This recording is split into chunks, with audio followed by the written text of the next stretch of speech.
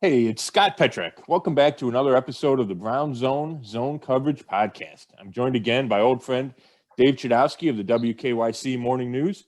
I'm on vacation, so this will be a bit shorter than usual, but when the Browns have Super Bowl expectations, open with a rematch at Kansas City, visit Green Bay on Christmas, and play at least 3 games in prime time, a podcast is necessary. So, Dave, first of all, how are you? And what's your first impression of the schedule that came out last night? I'm great. Hey, there are no vacations when you're on the Browns beat, Scott. Listen, I've learned that lesson. You learned that lesson, yeah. If we would have only known way back when. I think first I want to talk about this with the schedule, the excitement of it, right? It feels like, I don't want to use the cliche, it feels like a holiday, but to me in the business, it was always a huge time because it let me know when I was going to have a weekend off with the bye. You got the excitement of primetime games. For a lot of fans, they schedule their tailgating around it. A lot of people take days off based around the Brown schedule. So I just think, isn't there like a sense of excitement when you see those games right in front of you? There's no doubt, because we knew who the opponents were, right? I mean, that's the NFL lets you know that, or you can figure it out as soon as the season's over. But knowing where they line up on the schedule is important. It's important to coaches. It's important to players. Knowing when your bye is, like you mentioned, where the mini bye is after the Thursday night game, when you play your division rivals, that's important from a football winning perspective. And then when you look at the fans, I mean, I've been on these flights where you fly out of town to cover a game, and it's all Browns fans. So they want to know when they're booking flights, when they're booking hotels, and you didn't know that until yesterday. So there's a lot to digest, and it's the first time in NFL history there's 17 regular season games. So I think that got obscured a little bit just because of the names and the faces that the Browns are going to face, but it is the first 17-game season. Yeah, great point too on the road trips. I didn't even think about that. That is a fine point there. All right, let's jump right into the schedule and let's start with the opener. We found that one out early in the morning. Yeah. The NFL loves to tease you and wants you to talk about them all the time, so it became an all-day thing, right? The first week comes out, then you have hints during the day on Twitter about rumors here, rumors there. But we found out right away, Browns at Kansas City. 4:25. A lot of people thought this might be a primetime game, but this is about as good as it gets, really, to be in that 4:25 slot on the opening week, a rematch of that playoff game. Part of me loves it. Part of me is a little nervous about it. I hear you. I think this is a game CBS probably fought for. I don't know all the ins and outs of, when a game goes on NBC or Monday Night Football on ESPN, but I know that the networks that cover the leagues have multiple games a week, right? CBS and Fox, they don't like to give up too many of their great games. And I think they get to keep some of those. They get to fight for them. It's not like every great game goes to prime time. So this really feels like one that CBS would have fought hard to keep. Obviously, the rematch of the divisional round, we all know how that ended. We know how the Chiefs season ended a few weeks later when they get run over in the Super Bowl.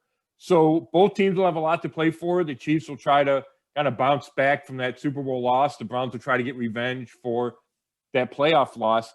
And I know I'm dating myself a little bit here, but it reminds me in some levels, and I think I'll probably write about this at some point. We had a lot of time before the season starts. But in 1986, the Browns had gone to the playoffs the year before in 8-8, right? Bernie's rookie year.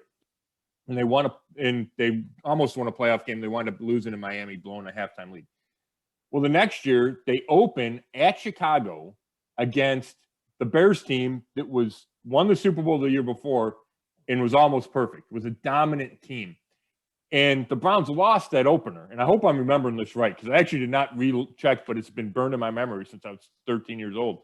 The Browns go into Soldier Field the next year, play really well, but lose to the Bears. But then it gave them so much confidence and so much legitimacy that, hey, the playoff trip a year before wasn't a fluke. And that's the year the Browns went on to host the AFC Championship. And obviously we know what happened with the drive. But I felt like that game was kind of a stepping stone and kind of propelled them to what I think was a 12-4 season. So I think there's some parallels here because Kansas City is considered the best team in the league, right? It's them and Tampa Bay. And for the Browns to go in there in the opener and really establish themselves with a win or just prove that, hey, if Patrick Mahomes plays the whole game, we're going to be right there to the end because they're both teams are viewed as Super Bowl contenders. Obviously, one game doesn't mean anything, and we saw what happened in the opener a year ago in Baltimore. But I do feel like it's can be a measuring stick, an early one, because you're not going to get a tougher matchup than the Chiefs on the road in the opener on, almost national TV. Yeah, no, you're right. They were 12-4 that year. It was the Bears. And I remember 1985. That's when I fell in love with the Browns. Of course, I was alive for the Red Right 88, but I was only 6. So I kind of knew what it meant, but not really. I fell in love with the Browns in 85 with Bernie and Mack and Biner. And boy, I remember that well. So thanks for that memory. And it is a great point. And you look at last year though too, and they got run off the field by Baltimore, and they end up winning 11 games. So it's going to be exciting nonetheless. Kansas City. How about the first home game, week 2, September 19th? They host Houston. Yeah, talk about a breather, right? I mean, we don't know. I'm assuming Deshaun Watson's not going to be playing for Houston for whatever reason, whether it's legal trouble, whether it's they trade him. And Houston's just a shambles. So I like the fact that it looks like a breather. I think Browns fans can come home. Hopefully it's a full stadium and celebrate either a week 1 win at Kansas City, which would have everybody excited out of their heads, but celebrate that season from a year ago, right? The first time the fans kind of get to re-embrace their team after, the first playoff win in 26 years. So you go Houston, then you go Chicago, which, who knows if Justin Fields will be quarterback in week 3. That could be interesting if he is. But I think the fact that they get to come home for a couple games and, if you think, okay, the Browns are at worst 2-1 when they head back on the road, that's a solid start. You can kind of settle into the season. Let's talk about one last note on the opening week. Remember, the Browns, they have only won 1 game in week 1, right? Did you mention that already? I did not. And that's a good point. I kind of glossed over that yesterday when I was writing the story. But yeah, it's still the 2004 home opener. Jeff Garcia, quarterback. They beat the Ravens, and that's it. And that's it. That's so bad. And Kansas City's won 6, 7, 8 in a row on opening day. I saw. So that's going to be tough. All right, let's move ahead. Mahomes is undefeated in September, so it's not going to be easy. I think the Browns open is 5.5, 6-point underdogs. Yeah, I saw that. I love how the lines. I get the email yesterday with all the week 1 lines. It's that's Vegas, baby. You know, Yep, they didn't wait. They don't wait. Let's get into the primetime games now. So I want to start out by saying I know everyone's excited about the schedule, and I am. I really am. I think it's a fun schedule, but I am a little disappointed in one thing. And let me start out by saying I'm happy it's not your typical Sunday at 1 every week, right? So let me preface by saying I don't want to be selfish here, okay? But they did win 11 games last year. They won a playoff game. And, 3 primetime games when I have an article here that I saw Pro Football Talk come out, and 10 teams get 5 each. Wow. All right. The Packers, Saints, Cowboys, Seahawks, Steelers, Ravens, Rams, 49ers, Chiefs, Bucks. They all get 5 games. Then you have more teams with 4. And then the Browns have 3. Along with it's the Giants, Patriots, Chargers, Titans, Browns, Cardinals, and Washington football team have 3. I mean, the Browns have the same amount of primetime games as the Washington football team. And I understand the Patriots, but, they were better than them last year. I guess my point is they have 3 primetime games. Love the fact they have a Sunday night game. They have a Monday night game, but they don't host either of those. Yeah. I think Cleveland, Scott, deserved a primetime game on Sunday or Monday night, not just Thursday. Yeah, I think that's a great point, Dave. I really do. And I was expecting a 4th or 5th. Now, I do have to say the Raiders game in December, it's 18th or 19th. It's a Saturday or Sunday. If they put that on a Saturday night game, I can see that happening. So that would be another primetime game. It's still not the glamour spot of a Sunday or a Monday night. They could always get flexed You're looking at that New England game, November 14th. Maybe that gets flexed from 1 o'clock to a Sunday night game. But the schedule is all about who the networks in the league plan to market the most, right? And so that is surprising that the Browns aren't higher up on that list, given all the excitement, given they just saw the draft, given last year's season, all the things that you mentioned. And I feel like the Browns are a really marketable team. So that is surprising. I don't know if, it boiled down to matchups. Do the Steelers, we know the Steelers won the division. They beat the Browns once last year, but the Browns beat them 2 in a row to finish the season. I think the consensus around town is the Browns have passed the Steelers, maybe not in the NFL's eyes. But I will also say the Steelers and the Ravens, or the Steelers at least, have what is considered, I think, a better schedule, right? The Browns had the third place schedule in the division, and the Steelers had the first place schedule. So they have one, quote unquote, better matchup than the Browns do.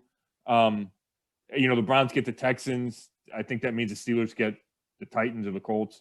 But I hear you. I think your point is well taken. We just have to let the season play out to see if they get to that 4, 5, or 6, given the flex and given that Saturday. Yeah. Well, the Steelers are going to be better. I think they are. I think it's silly when people, and we'll talk about that down the line, but I just want to get that out. So, and they are always a primetime ratings grab. Same with the Patriots. So I get it. So I'm not saying those teams shouldn't have what they have. I'm just saying I think the Browns should have had one more. Yeah. I predicted on our morning show, Go, on Channel 3, as you mentioned, the morning anchor there on that show. That's why I don't do sports anymore. Cheap plug, but I have to, right, Scott? Yeah, you do. Anyway, on that show yesterday morning, I predicted 4 primetime games. And you know what? I'm giving myself that because I'm calling Green Bay on Christmas Day a primetime game. Well, yeah, that's a good point. You can do that. And before I touch on that Green Bay game, I do think it's, I don't know, unfair is too strong, but you would have liked to see a Sunday or Monday night game at home, especially how well the Browns played in that Ravens game a year ago. That Monday night game was probably the best Monday night game of the year. And then the Browns will play in Baltimore on a Sunday night, but you'd like to see a home game on Sunday night or Monday night as opposed to the Thursday nighter against the Broncos. Didn't the city deserve it after hosting the draft? Yeah, they deserve to bring in the money of one of those games. No, I hear you. I hear you, Dave. And that is a surprise. And when you look at it, that's one of the things that jumped out is, oh my gosh, the Sunday night and Monday night game, or they're both on the road, right? And both against division foes, the division rivals, right? They're at Baltimore and then at Pittsburgh. So, but at Green Bay, Christmas Day, that's a spotlight game. It's a national television game. First time the Browns have played on Christmas. That one jumps off the schedule at you. Number one, it's a holiday. Number two, it's the Packers. Number three, it's Lambeau Field, which is an amazing place to watch a game. I've watched a couple games there. It's unbelievable. And then the giant elephant in the room is Aaron Rodgers going to be the quarterback? Because if he's not, the game has less luster, right? It's still Christmas. It's still probably a pretty good Green Bay team, but we have no idea because Jordan Love's never played in the league, and he would, assuming, be your quarterback. But if it's Aaron Rodgers, you're looking at two teams with big-time Super Bowl expectations, two teams that were – the Packers have been to the conference championship game the last 2 years. The Browns go to the divisional round a year ago.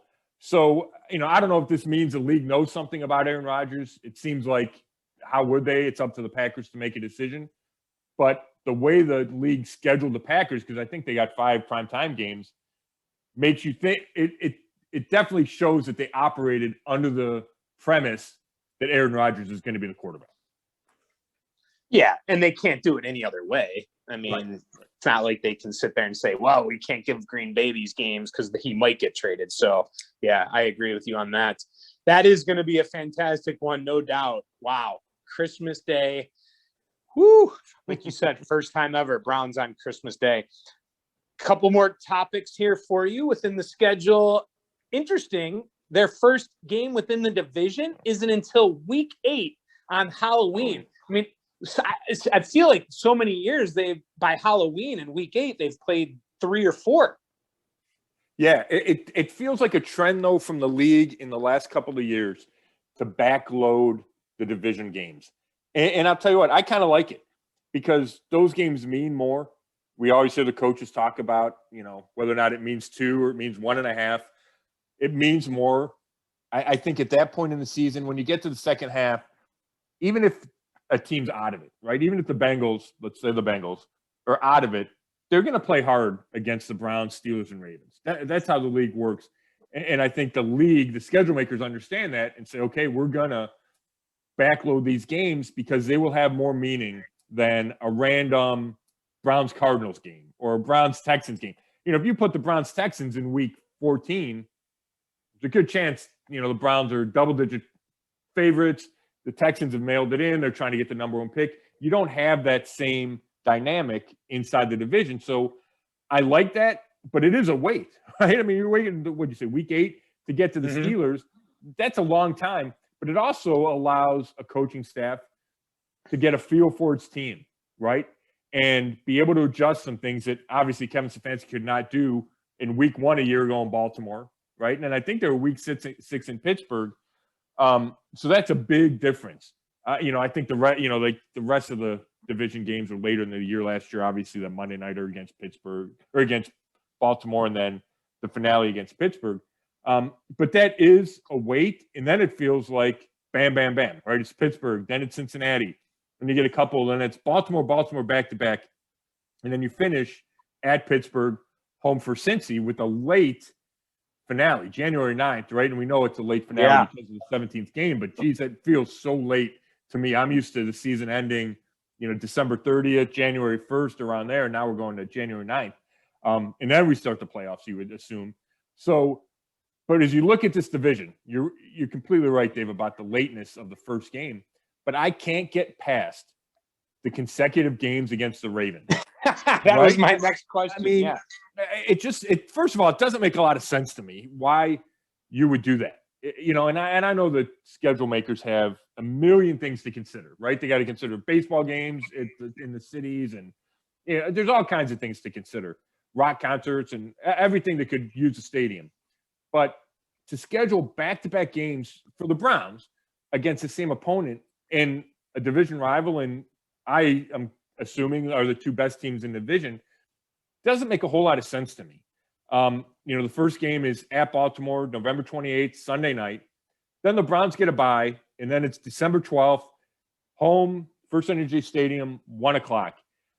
Now, the other interesting thing is the Browns get that bye, and it's a late bye.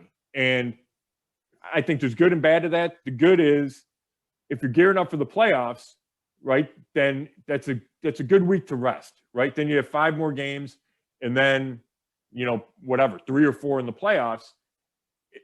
It's a good time to recharge, but you also have to slog through 12 games before that, and that's a lot of football to play. And you tack on the 3 preseason games. So Kevin Stefanski is going to have to manage his guys to get them to the bye week, because last year they loved it being in the middle of the season. They loved that they were able to self-scout and talked a lot about kind of not fixing the offense, but tweaking the offense, finding what worked for Baker Mayfield, what he was comfortable in. And you can't afford to wait until week 13 to do that, right? Too many games have been played. So they're going to have to adjust on the fly, maybe use that mini bye after the Broncos game as a time to tweak things. That's after 7 games. But the final point about that back-to-back Ravens is while the Browns are on a bye, the Ravens go to Pittsburgh. I just saw that. Right. So if the Browns manage to win at Baltimore and then rest up, the Baltimore goes in, and we all know that, it's slugfest and slobber knockers when they play the Steelers. You get a beat up Ravens team coming in after they have to play their division rival. You've been resting. It feels like if the Browns could win that Sunday night game, they got a chance to sweep the Ravens within 3 weeks, and that could win the division for them, right? I mean, if you expect those 2 teams to be close and the Browns can sweep them, that would be huge, right? It would be whatever that is, 8 days or 15 days, and maybe the division's on the line. So as weird as it is, it should be exciting. Yeah, I mean, imagine that if you're the Browns coaching staff after you play the Lions on November 21st, right? Right. On November 22nd, all you're thinking about is the Ravens all the way until December 13th, the day after you play Baltimore. Think about that. I mean, you have 2 games and a bye. I mean, that I think that's an advantage for the Browns, especially considering the Ravens have to play the Steelers. I think I'd be upset if I were the Ravens about that for sure. I think that's I'm with you, Dave. I'd be really upset if I were the Ravens because they're not going to be able to change a whole lot of things, right? You play the Browns, you go play Pittsburgh. They're not going to be able to install new playbook, tweak things very much. While the Browns could have some wrinkles, right? They have a bye week to come up with a handful of wrinkles that could turn what would seem to be a close game, right? So I do think it's an advantage for the Browns, but I also think it's incredibly strange that they would play the same team in 2 straight games. I was kind of surprised by the primetime game with Denver. Might go to your original point when you started this out where, Fox maybe tried to save the Cardinals Browns and CBS tried to save the Chiefs Browns. So, you run out of options, right? But it just, but against Thursday Night Football, those aren't the juicy matchups. Right. Yeah, they're not. And, I would think this is better than a Bengals game. We see a lot of Browns Bengals on Thursday nights. I think I tweeted that last night. Yeah. Right. The Broncos. I'm glad it's not the Bengals. Yeah, the Broncos have a little more juice to them. If they have Aaron Rodgers, all of a sudden this becomes, the game. It might be the best Thursday night game of the season if the Broncos wind up with Aaron Rodgers. So, the Broncos have history. I don't think the Broncos are a bad team. Teddy Bridgewater probably helps them at quarterback. But yeah, it is a little bit weird how that last game played out. All right, we got like 2 minutes left here, Scott. Just like we don't really like to put a grade on the draft, putting a record right now, it's kind of tough to do that. But let's face it, that's what everyone wants to know. What do we think the Browns' record will be just looking at the schedule right now? Obviously, we can't be held to this. But what woand you say if you had to pick a record right now? Yeah, David, it hasn't changed since before the schedule came out. I think the Browns are 12-5, 11-16. I just think that's where they're going to wind up. Looking at the schedule, I would probably lean toward 12-5. Just you go through, okay, it's a win, that's a loss, it's a win, it's a loss. I'm probably at 12-5 right now, which says a lot. Says a lot about how far the Browns have come. Yeah, I'm gonna go 11-6. Wouldn't be surprised at 12. Wouldn't be surprised at 10. Anything else would. Like if they win 9 or less, I'm in complete shock. If they win 13 or more, wow, that's amazing. I'm gonna go with 11 and go with your philosophy that I went down and came up with 12 and just said they'll lose a game I think that they should have won, and I'll just go with 11. But that's just my thought now. Yeah, no, that makes complete sense. And I think you probably got to get to 11 to be in the playoffs, right? I mean, that feels like it. And it is a hard schedule. When you look at what teams did a year ago, and I hate saying hard schedule because you don't know how anything's going to play out. But just looking at last year, it's certainly a hard schedule. So, hey, Dave, I know we got to run, both of us, but thanks so much for making time to do this. And we'll talk more next week. We'll do more scheduled. We'll do more of everything. We got rookie mini camp we can talk about. So thanks a bunch. And this was Brown Zone Coverage Podcast, and we'll talk to you again next week. Thanks so much.